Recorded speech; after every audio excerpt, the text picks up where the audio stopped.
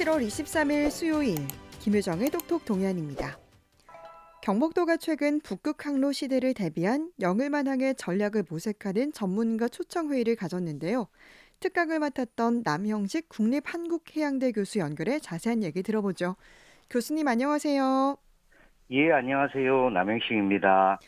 네, 지금 북극 항로에 대한 얘기가 좀 자주 들리는데요.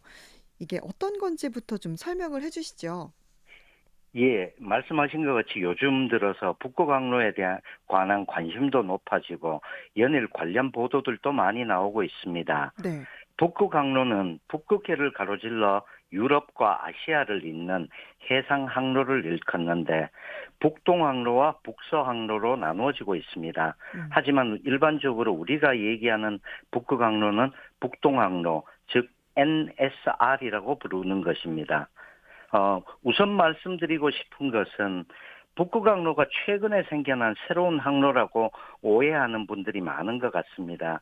하지만 북극항로는 20세기 초 북동항로라는 명칭으로 시작되어서 1932년도에 최초의 스웨빙선 항해를 거쳐서 음. 1978년부터 천연자원 등을 중심으로 한 전기 화물 운송이 시작된 역사가 오래된 상용 항로입니다. 음. 최근에 북극항로가 이슈인 주요 이유는 북극항로가 운송거리 단축과 운송비 절감의 하나의 대안이기 때문입니다. 예를 하나 들어보겠습니다. 네. 우리나라에서 유럽으로 수출할 때 일반적인 해상 항로는 수에즈 운하를 통과하는 것이고 네. 이 경우 거리는 약 2만 킬로미터이고 운송 시간은 약 35일에서 40일 정도입니다. 음. 하지만 북극항로를 통해서 유럽으로 운송할 때는 운송 거리는 약 5천 킬로미터가 짧고 운송 시간도 10일 정도 짧으며 운송비는 약 25% 절감되는 걸로 조사되었습니다. 음. 하지만 북극항로가 일반적인 해상항로와 다른 점은 현재 기준으로 통항 시기 즉 선박이 운항이 가능한 시기는 7월부터 11월로 약 5개월에 불과하고 네. 일반 선박들이 스스로가 운항할 수 있는 것이 아니라 쇠빙선이 앞에서 얼음을 깨주면 그 뒤를 따라가는 것입니다. 즉 운항에 제약이 많습니다. 음. 물론 지구온난화로 인한 해빙 감소로 인해 2035년에서 40년경에는 통항 기간이 최대 8, 9개월로 길어질 수 있다는 예측도 나오고 있기 때문에 훨씬 기대감이 크다고 생각됩니다. 최근 러시아에서 발표된 자료에 따르면은 북극항로 물동량이 2023년에는 약 3,500만 톤에서 2030년경에는 약 2억 톤으로 급증할 것으로 예상이 되었습니다. 네. 물론 이 중에서 전체 93% 정도가 원유, LNG, 철광석 등 천연 자원임을 참고해 주십시오. 네. 그러니까 해상 거리라든가 항해 시간을 좀 줄이기 위해서 이렇게 또 북극 항로에 대한 관심이 높아지고 있는 것 같은데 예. 지금 이재명 정부에서도 국정과제로 북극 항로 개척 사업을 내놓지 않았습니까? 예, 그렇습니다. 이번 정부에서는 해양수산부와 HMM이라는 선사의 부산 이전과 함께 북극 항로에 대한 적극적인 투자 계획을 국정의 주요 우선순위로 발표했습니다. 네. 그중에서 주요 내용은 부산항을 북극 항로 시대의 아시아의 거점 항만으로 만들고 이에 필요한 항만 인프라 개발과 해양, 해운, 항만과 연관되는 다양한 산업들에 대한 발전을 이루겠다는 것입니다. 하지만 지난주에 국회 입법조사처는 최근 미국의 영토 분쟁, 러시아와 우크라이나 간 전쟁 등의 상황으로 인해 글로벌 공급망 불안 등 다양한 요인들로 인해서 북극 항로를 위한 대규모 개발 사업들이 경제적 타당성이 떨어진다고 발표했고 음. 이에 따라서 신중한 접근이 필요하다고 했습니다. 저는 개인적으로 북극항로에 관한 위의 두 가지 입장인 개발론과 신중론 모두가 각자 일리가 있다라고 생각합니다. 특히 우리나라 수출입의 99% 이상이 해상을 통해서 이루어지는 현실에서 음. 우리나라는 필연적으로 해양, 해운, 항만 분야에 대한 투자가 반드시 필요합니다.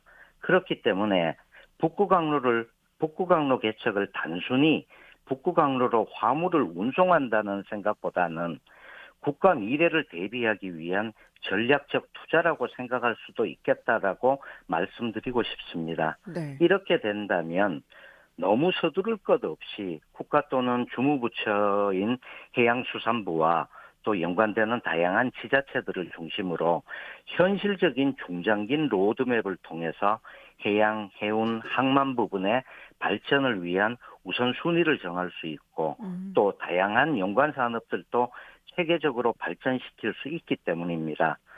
기술 개발, 국제 협력, 정책 지원, 산업 연계 등 크게 네 가지 분야로 나누어서 상호 유기적인 로드맵이 나와야 할 것으로 생각이 됩니다. 네. 그래서 지금 이 북극 항로 시대 대비를 위해서 우리나라 지자체들도 경쟁에 돌입했다고요? 예, 그렇습니다.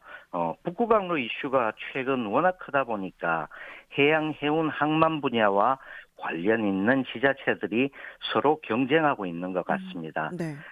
제일 앞서 나가는 것은 부산광역시죠. 부산광역시에서는 기존에 준비하던 글로벌 허브 도시 조성에 관한 특별법 외에 지금 국회에서 입법 예고된 북극항로 구축 지원 특별법에 대한 기대감을 가지고 있습니다. 또한 최근에는 단순히 부산광역시 하나의 지자체만이 아닌 부울경으로 확대하여 북극항로 시대를 준비하자라는 목소리도 나오고 있습니다.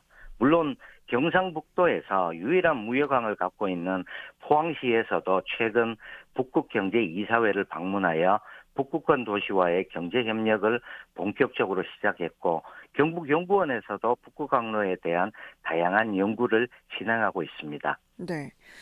사실 이 포항 영일만항이 지리적으로는 북극 항로와 가장 가깝다라고는 하지만 또 규모가 그렇게 크지 않은 항만이잖아요. 예. 그래서 좀 어떨까 이런 생각도 드는데 교수님께서 보시기에는 어떻습니까? 이 부분 말씀드리는 게 좀 많이 조심스럽지만 포항 영일만항이 현재 상황이 아주 긍정적인 것이 아니라라는 것은 대부분들이 동의를 하실 거라고 생각을 합니다. 물론 지리적인 측면에서 북구강로를 향하는 동해안 컨테이너 항만 중 가장 북쪽에 있다는 것은 맞지만 북구강로 시대가 반드시 컨테이너 운송만을 의미하는 것은 아니고 기존 부산, 울산 등 대규모 중심항이 있는 만큼 포항 영일만이 북구강로 시대에 최대 수혜를 받는다라고 단정 지을 수는 없다는 말씀입니다. 네. 그럼에도 불구하고 그나마 약간의 가능성이 보이는 점은 철강 산업으로 알려졌던 포항시의 산업 체계가 지난 10년 동안 2차 전지, 바이오, 수소 등 첨단 산업 중심으로 변화를 시도하고 있고 해당 분야에 물동량 창출이 가능할 수도 있다는 것입니다. 네. 이렇게 포항 항만의 현황들 말씀해 주셨는데 북극항로 시대에 대비해서 이 포항 영일만항이 그러면 좀 어떻게 좀 전략적으로 준비를 하면 좋을까요?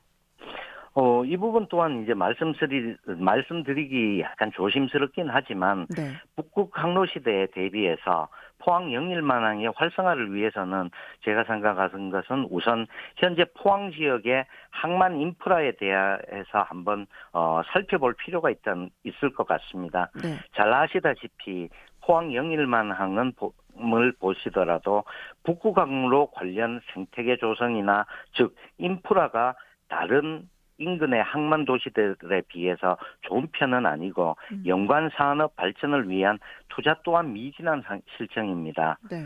또한 부산은 기존의 동북아시아 컨테이너 항만, 울산은 에너지 허브 항만 등 기존의 명성에 맞춰 선점하고 있는 부분들이 있습니다. 그렇기 때문에 활성화를 위해서는 북구강로 운항의 핵심 국가인 러시아 항만과의 직항 연결성을 강화하는 방안을 모색하면서 벌크 화물이나 아니면 수산물 등의 물동량을 늘려나가야 할 것 같습니다. 또한 해양, 해운, 항만 발전을 위한 인근 부울경 과의 협의 체계 구성과 동해안 항만 도시 및 배후 도시와의 연계 체제 구축도 필요할 것으로 생각이 됩니다. 아까 말씀드렸듯이 최근 경북연구원에서는 영일만항 수리조선 부지의 활성화를 위한 북구강로 통과 선박들의 수리조선 서비스 제공과 러시아 수산물 수입의 확대를 통한 영일만항 수상 가공단지 구축이 필요하다라고 발표했습니다. 네. 개인적으로는 전적으로 현실성 있고 가능성 있는 방안이라고 생각이 됩니다.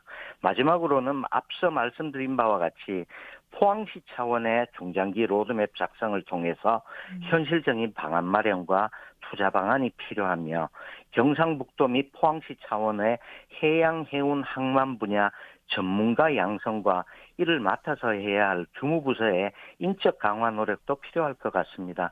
결국은 해당 분야 전문가들이 중장기적으로 맡아서 해야 할 업무라고 생각합니다. 네. 이렇게 다방면으로 중장기적으로 준비를 해서 예. 전략적으로 접근을 해야 될 것 같은데요. 이 밖에 이제 영일만항을 좀 더 활성화시키기 위한 좀 추가적인 조언이 있으십니까? 예, 이미 앞에서 모두 말씀드린 사항들이지만 지금 북구강로와 관련하여 다양한 발표들과 기사들이 연일 쏟아져 나오고 있습니다. 네. 근데 당장 눈앞에 닥친 일이라고 오해하기 쉽습니다. 하지만 아직은 준비할 시간이 남아 있다는 것이 긍정적인 요소라고 생각이 됩니다. 보다 조금 긴 호흡으로 가지고 현실적으로 포항시가 할 수 있는 포항시 미래 발전 전략과 맞는 북구강로 연관산업 발전 방안이 나오길 기대하고 있습니다. 네. 오늘 국립한국해양대학교 남형식 교수와 이야기 나눴습니다. 말씀 고맙습니다. 감사합니다.